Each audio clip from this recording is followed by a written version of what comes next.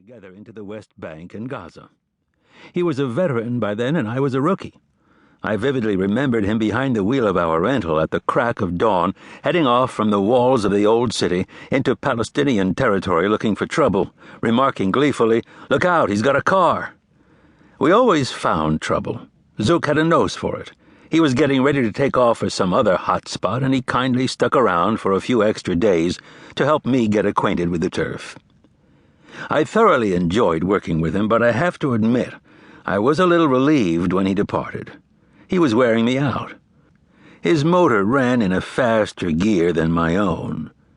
He combined boundless energy with a bottomless appetite for action, and liked to stay up late in the bar drinking beer, swapping tales, and trying to understand the huge story unfolding all around us.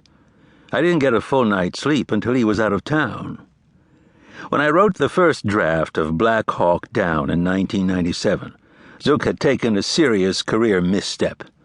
He had accepted the job of foreign editor, chained to a desk through long days and nights, trying to get other people to do what he could do better himself. It worked to my benefit, however, because he became one of the early enthusiasts for my story at the paper and eventually helped me with it enormously.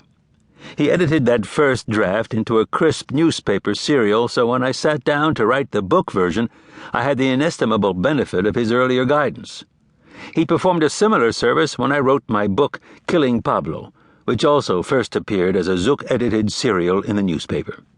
I remember him telling me, "Next time, I get the story and you get the damn editing job."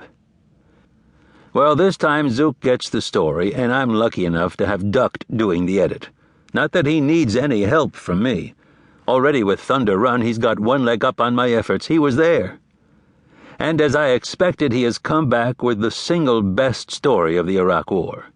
Watching on TV, many of us had the impression that Baghdad's resistance just melted away at the approach of American forces. Thunder Run will dispel that illusion. This was the most bitterly contested moment in the war, one that left thousands dead, including some very brave American soldiers. Zook's writing captures the drama, the heroism, the fear, noise, confusion, horror, and, yes, the thrill of battle. It is a masterwork by a master reporter and writer. I'm proud to introduce it to you. The author opens with the following quote from War and Memories by Stephen Crane. "War is neither magnificent nor squalid. It is simply life, and an expression of life can always evade us." And now, Thunder Run.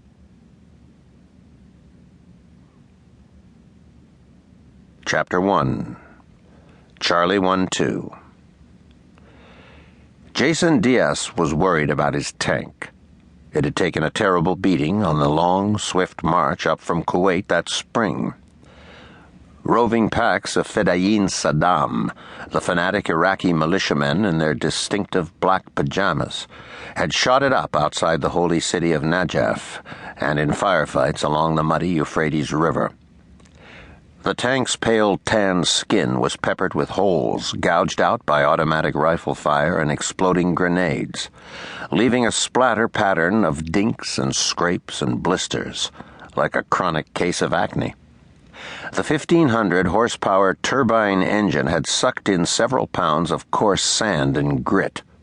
The groaning twin tracks had been ground down by 2 weeks of firefights and ambushes, as Diaz pushed the tank ruthlessly over the hard-pan deserts of southern and central Iraq.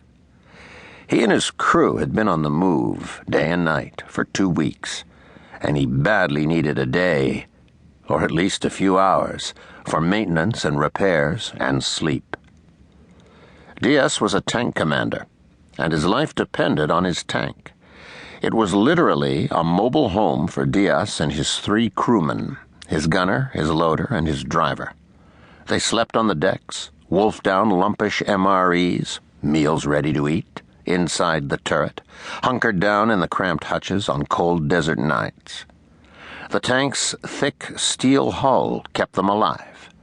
They had stayed buttoned up inside as RPGs, rocket-propelled grenades, exploded with heavy metallic jolts that made the cupola shudder, and as AK-47 rounds beat a steady